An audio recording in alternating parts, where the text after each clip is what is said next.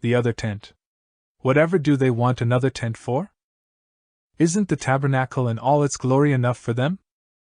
Well, no. They do need another tent, and so do you and I. Moses has just spent 40 days and nights alone with God. He is so delighted in that divine presence with him that he says he would prefer to stay in the wilderness rather than go forward to the promised land without it. Very likely he has already experienced in himself something of the personal transformation that is plainly evident after his second 40-day sojourn with the Lord.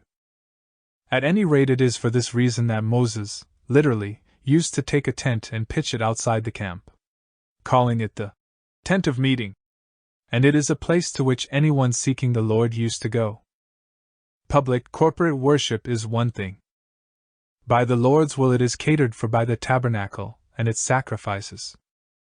Personal, private time with God is another thing, and it is for this that Moses pitches the second tent. Notice the connection.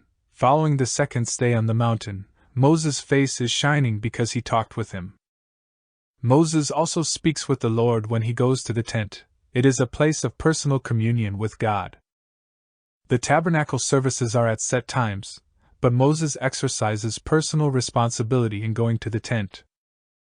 Exodus 33 verse 8 and Exodus 34 verse 34 say whenever, implying it is whenever Moses decides to or shows us to.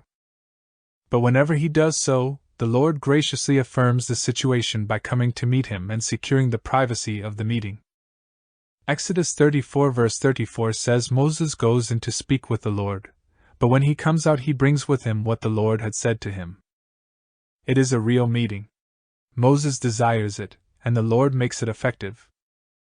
Now do you see why they needed a second tent, and why I say that you and I need one too? We each need a place of private meeting with God, just him and me.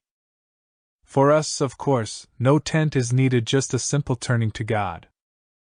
The angel, the Lord Jesus, welcomes us into his tent and makes room for us. Reflection. May we echo these words, like Jesus, I want to be like Jesus. Follow his example in Isaiah 50 verse 4 and Mark 1 verse 35.